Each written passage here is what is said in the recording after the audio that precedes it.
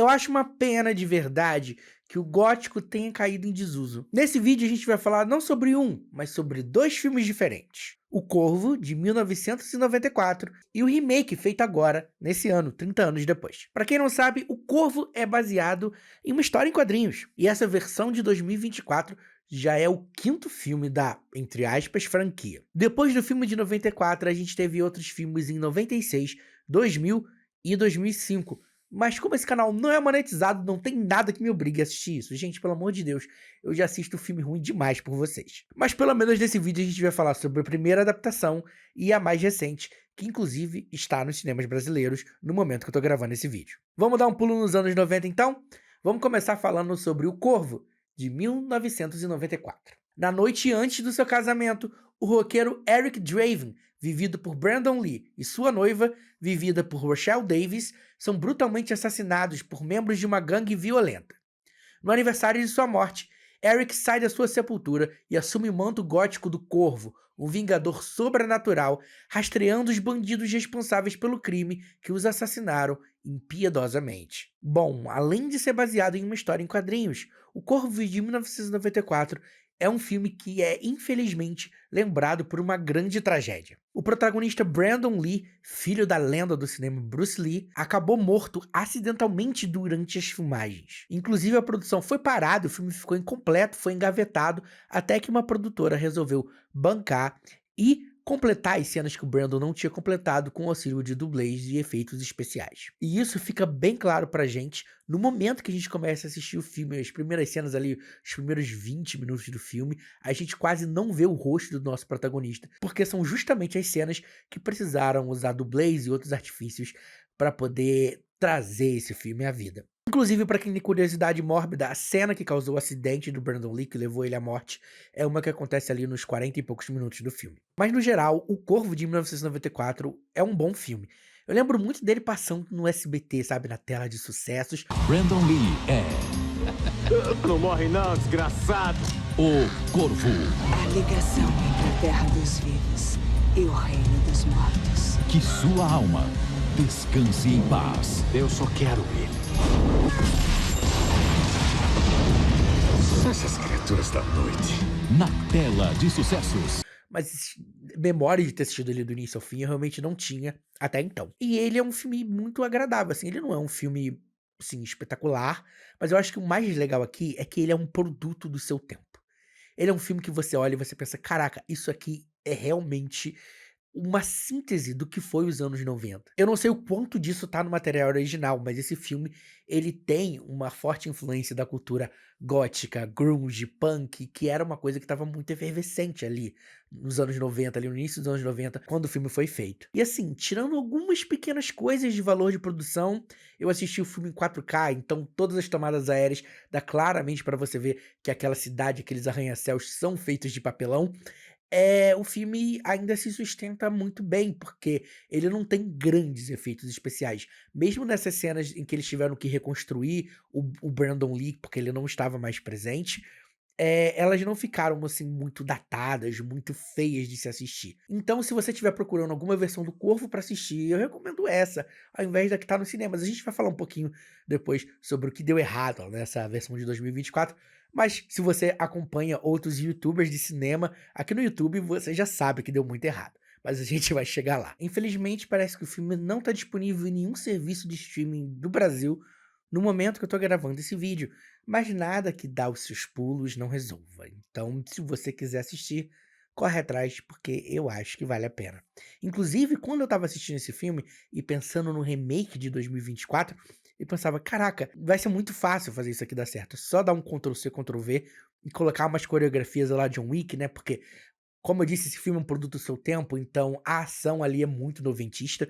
Então, trazer essa nova configuração dos filmes de ação que a gente tem hoje, essa nova configuração dos filmes de herói, dos filmes de quadrinhos, era só o que precisava para o Corvo de 94 funcionar em 2024, mas não foi isso que aconteceu. Chegou a hora, vamos começar de uma vez, vamos falar sobre o Corvo de 2024. Eric Draven, vivido por Bill Skarsgård, e Shelley Webster, vivida por FKA Twigs, são almas gêmeas conectadas por um passado sombrio. Após o brutal assassinato do casal, é concedido a Eric a chance de salvar seu verdadeiro amor.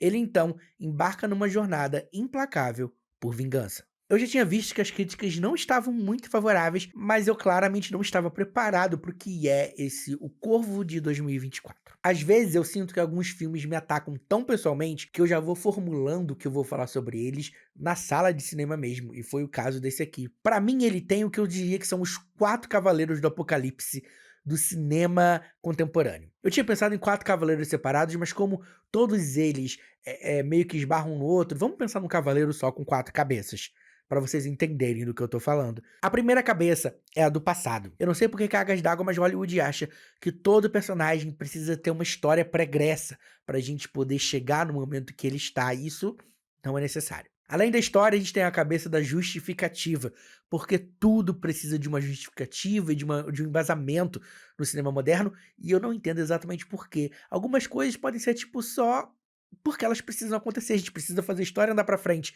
Algumas coisas só acontecem, sabe? Mas não, eles querem enfiar justificativas em tudo. A terceira cabeça é a que mais me irrita, que é a cabeça do trauma. A questão do trauma é sempre usada como um acessório, como uma desculpa para todos os personagens do universo. E aqui em O Corvo não é diferente. E a quarta e última cabeça desse Cavaleiro do Apocalipse é a exposição. O Corvo é um filme que, além de tudo isso, ele precisa ser super expositivo. Você tá vendo a cena, mas ele faz questão de colocar na boca de um personagem, mesmo que não faça o menor sentido, aquilo que você tá vendo. Sabe, por exemplo, eu estou falando aqui e vai ter um personagem falando pra você, mas você está falando mal do filme Corvo? Sim, esse filme ainda é daqueles que para alguns momentos, tipo assim, ele tira 2, 3 minutos pra explicar tudo que aconteceu até então, o que torna essa experiência que já era dolorosa ainda pior. Eu acho que talvez, se você embarcar no filme de 2024 sem ter visto o filme de 30 anos atrás, você vai sentir menos ódio do que foi feito aqui. Mas se você viu o filme dos anos 90, logo no começo, você vai se sentir longe dessa história, porque ele resolve colocar aqui uma história pregressa pro Eric e pra Shelley, que não é necessária, ela não existe no filme de 94.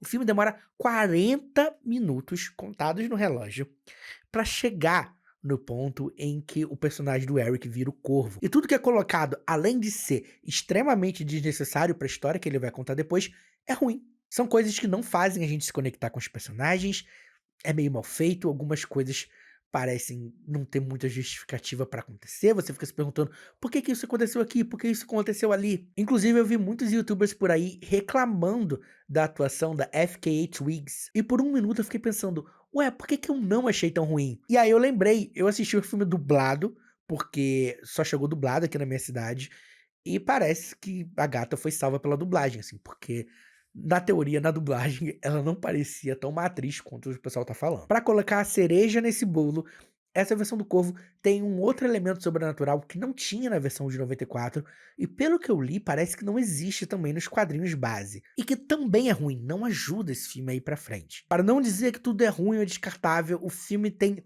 uma sequência boa de ação, que inclusive, no contexto do filme, parece muito que foi adicionada na refilmagem, assim. Não tô querendo dar uma de adivinho aqui, porque eu realmente não sei, mas ela parece muito deslocada de todo o resto do filme. E é realmente a única parte do filme que funciona.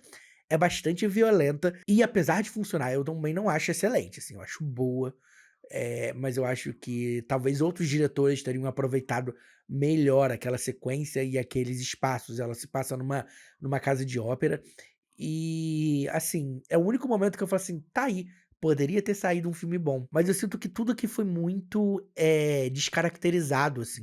Eu entendo por que não aproveitar tanto a estética gótica do personagem. Talvez não fosse algo que funcionasse tanto em 2024, mas tudo que o filme cria aqui parece muito mais que eles precisavam de algo que se assemelhasse a um Coringa e uma Arlequina genérica, do que realmente contar a história do Corvo. E mais uma vez estamos falando aqui de um fracasso de crítica e também de público. Na época que eu tô gravando esse vídeo, o Corvo tá na sua primeira semana nos cinemas ao redor do mundo e a bilheteria tá sendo bastante desastrosa.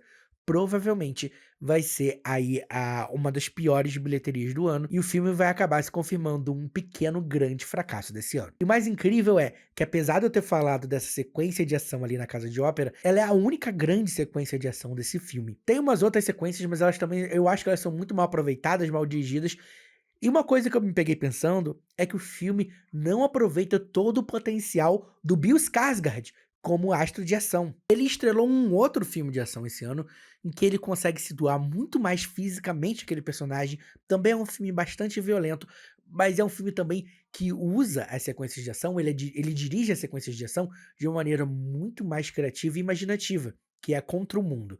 Eu nem cheguei a falar dele no canal, acabei perdendo o time, mas se você quiser que eu fale de Contra o Mundo aqui no canal, deixa seu like, se inscreve e comenta aqui embaixo. Então, se você estava pensando em gastar seu dinheiro em ingresso e pipoca para assistir o Corvo de 2024 no cinema, eu acho que você pode guardar e assistir Contra o Mundo. Porque apesar de não ser meu filme favorito, eu acho que ele tem alguns problemas de narrativa, eu ainda considero ele bem melhor filme de ação do que esse daqui. Contra o Mundo sim está disponível para compra e aluguel aqui no Brasil. Então é só você correr para sua locadora digital preferida. Mas é isso, galera. Infelizmente, o Corvo de 2024 vai direto para minha lista de piores do ano, competindo ali com Borderlands, que eu falei num vídeo anterior, semana passada.